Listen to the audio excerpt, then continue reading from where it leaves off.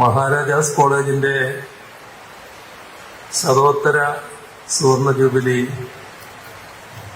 ആഘോഷങ്ങൾക്ക് തുടക്കം കുറിക്കുന്ന ഈ പരിപാടിയിൽ പങ്കെടുക്കാൻ കഴിഞ്ഞതിലുള്ള സന്തോഷം ആദ്യമേ തന്നെ രേഖപ്പെടുത്തട്ടെ. ഇവിടെ പറഞ്ഞതുപോലെ ശതോത്തര സുവർണ ജൂബിലി ഓഡിറ്റോറിയവും ഇതോടൊപ്പം ഇന്ന് ഉദ്ഘാടനം ചെയ്യപ്പെടുകയാണ്. എല്ലാ രീതിയിലും സന്തോഷം പകരുന്ന ഒരു കാര്യമാണിത്. നമ്മുടെ രാജ്യത്തിൻ്റെ ചരിത്രത്തിൽ എഴുതി ചേർക്കപ്പെട്ട കലാലയങ്ങളിൽ ഒന്നാണ് മഹാരാജാസ്. അത് കേരളത്തിൽ സ്ഥിതി ചെയ്യുന്നു എന്നത് കേരളീയർക്കാകെ സന്തോഷം പകരുന്ന കാര്യമാണ്. നമ്മുടെ സംസ്ഥാനത്ത് നേരത്തെ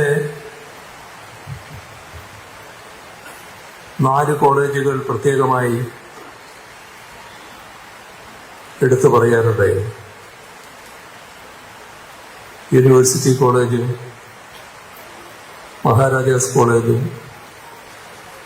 വിക്ടോറിയ കോളേജും ബ്രണ്ണൻ കോളേജും.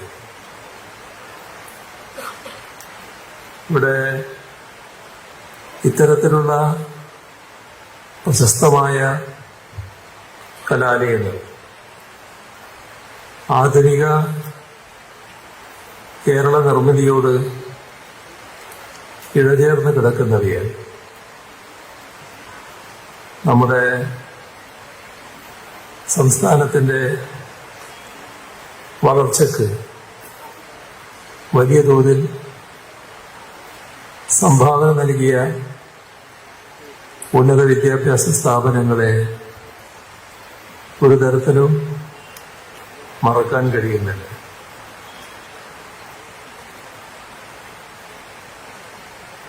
ഇത്തരം കലാലയങ്ങളുമായി ബന്ധപ്പെട്ടുകൊണ്ട് ഒട്ടേറെ പൊതുപ്രവർത്തനത്തിൻ്റെ മാതൃകകൾ സൃഷ്ടിക്കപ്പെട്ടിട്ടുണ്ട്. നേരത്തെ ദേശീയ പ്രസ്ഥാന കാലത്ത് ഖാദി പ്രചാരണം, ഹിന്ദി വിദ്യാഭ്യാസം ലഭിക്കൽ, അതിനെല്ലാം ശ്രദ്ധ ചെലുത്തിയ അന്നത്തെ തലമുറ അതിൻ്റെ ഭാഗമായി അന്ന് സാമൂഹ്യ രംഗത്ത് നിറഞ്ഞു നിൽക്കുന്ന, രാഷ്ട്രീയ രംഗത്ത് നിറഞ്ഞു നിൽക്കുന്ന പ്രതിഭകളുമായി ബന്ധപ്പെട്ടത് അക്കാദമിക രംഗത്ത് മാത്രമല്ല,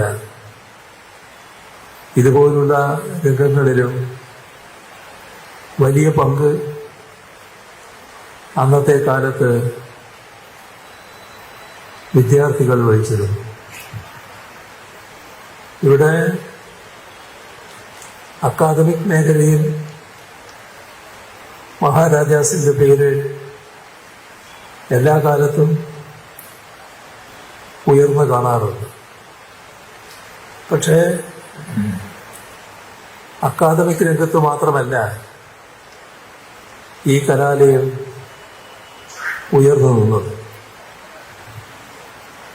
രാഷ്ട്രീയത്തിൻ്റെ പേരിലും പലപ്പോഴും ഈ കലാലയം ചർച്ചയിലേക്ക് എത്തിയിട്ടുണ്ട്. മഹാരാജാസിന്റെ രാഷ്ട്രീയ ചരിത്രത്തിന് ഈ കോളേജിന്റെ അത്ര തന്നെ പാരമ്പര്യമുണ്ട് എന്ന് പറഞ്ഞാൽ അതിനൊട്ടും അതിശയോക്തി ഉണ്ടാവില്ല. മഹാത്മാഗാന്ധി ഈ കോളേജ് സന്ദർശിച്ചിരുന്നു. ദേശീയ പ്രസ്ഥാനത്തിന് വേണ്ടി ഇവിടുത്തെ വിദ്യാർത്ഥികൾ സംഭാവനയും നൽകിയിരുന്നു.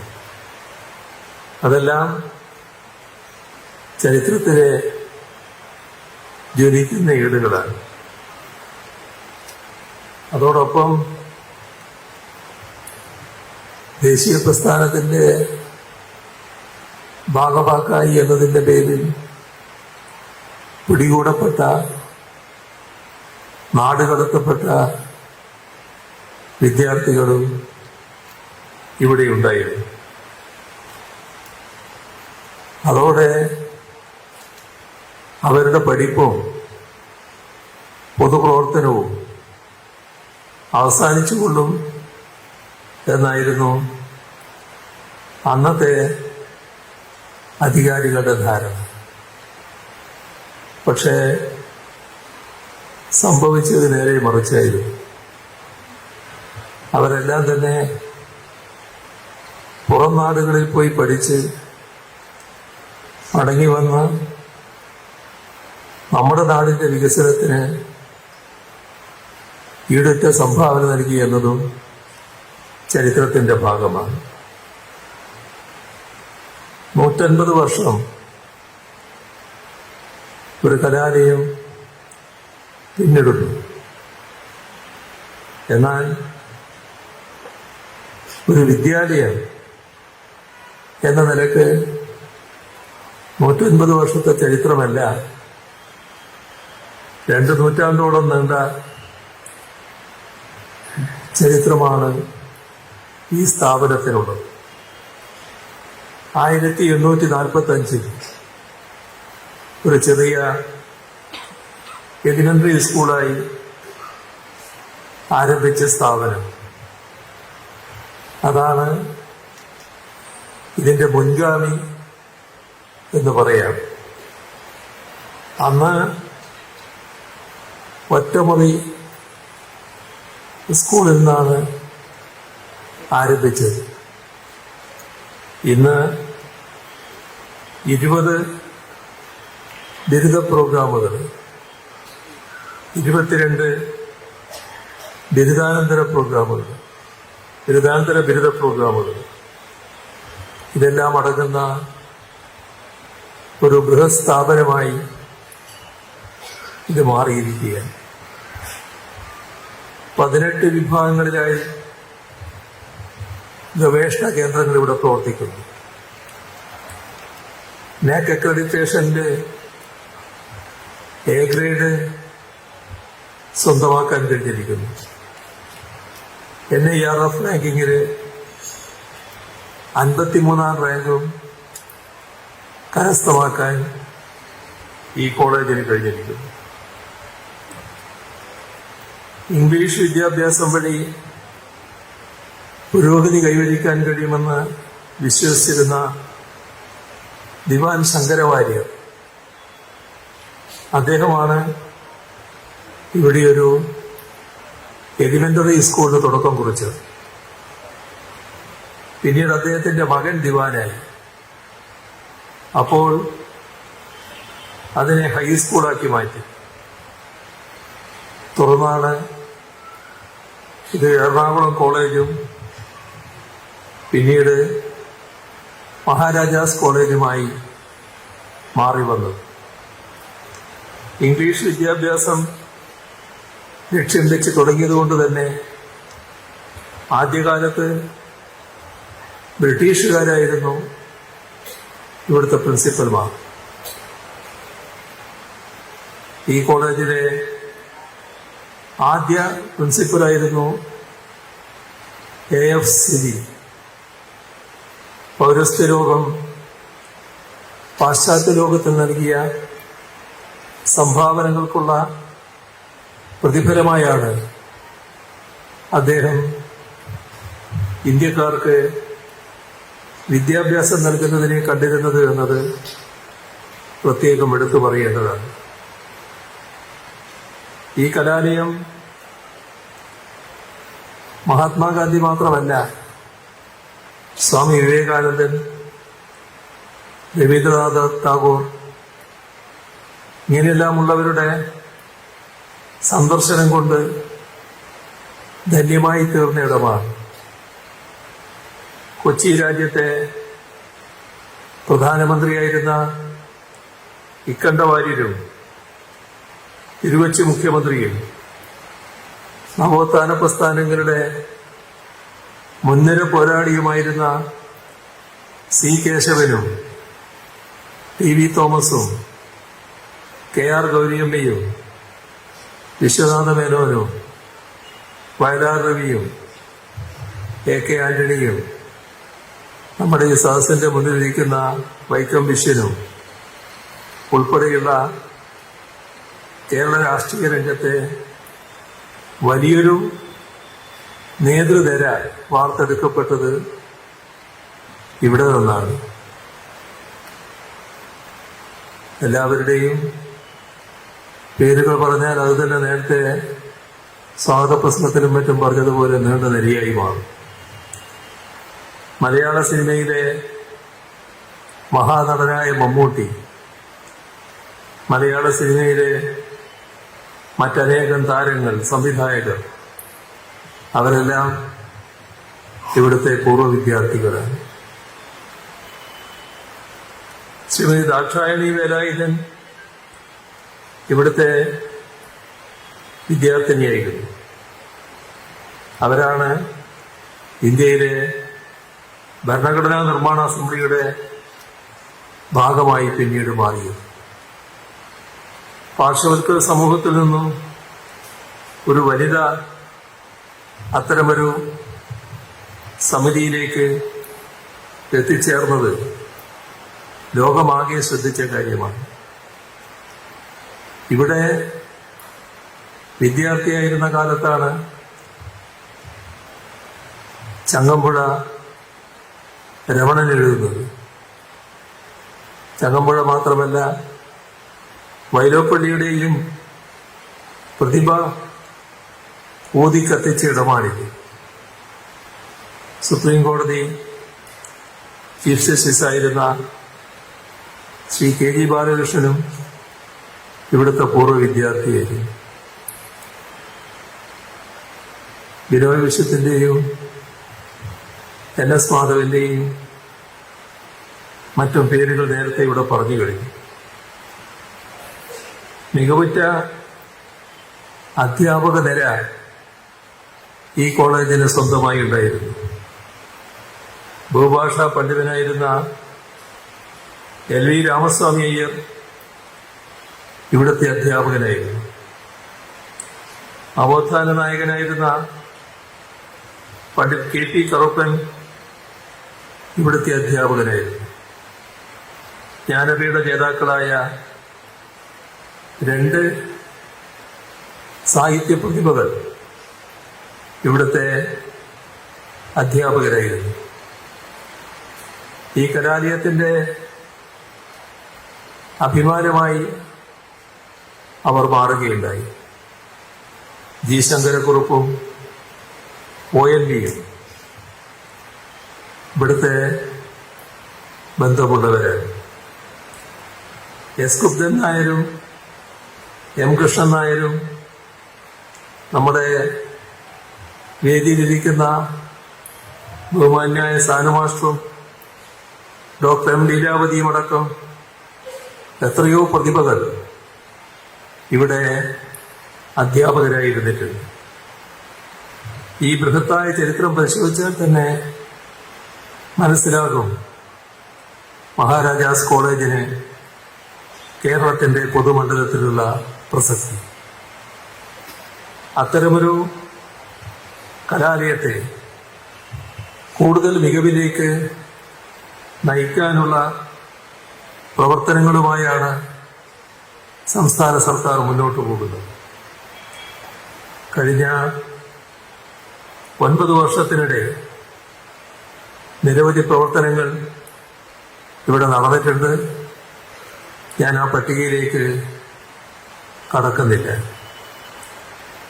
ഉന്നത വിദ്യാഭ്യാസ മേഖലയിലെ അടിസ്ഥാന സൗകര്യങ്ങൾ കൂടുതൽ മെച്ചപ്പെടുത്തണം എന്നാണ് സർക്കാർ ആഗ്രഹിക്കുന്നത്.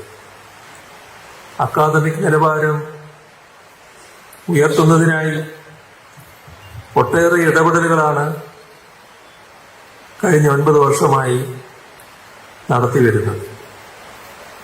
കോളേജുകളിലെ അടിസ്ഥാന സൗകര്യ വികസന പദ്ധതികൾ സർവകലാശാലകൾ കേന്ദ്രമാക്കി 200 കോടി രൂപ മുതൽ മുടക്കിൽ സ്ഥാപിക്കുന്ന ട്രാൻസ്ലേഷണൽ റിസർച്ച് ലാബുകൾ,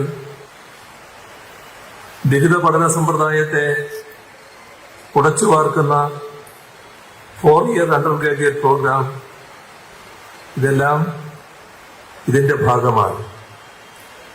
ഗവേഷണ മേഖലയ്ക്ക് പ്രോത്സാഹനം നൽകുന്നതിനായി മികവ് തെളിയിക്കുന്ന വിദ്യാർത്ഥികൾക്ക് അണ്ടർ ഗ്രാജുവേറ്റ് തലം മുതൽ ബിരുദാനന്തര പഠനം വരെ മെറിറ്റ് കം മീൻ സ്കോളർഷിപ്പ് സംസ്ഥാനത്ത് നൽകി വരുന്നുണ്ട്.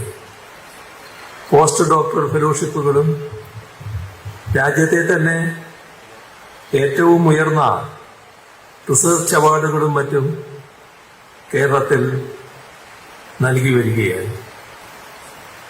നമ്മുടെ ഉന്നത വിദ്യാഭ്യാസ മേഖല വലിയ തോതിൽ യശസ് നേടിക്കൊണ്ടിരിക്കുകയാണ്.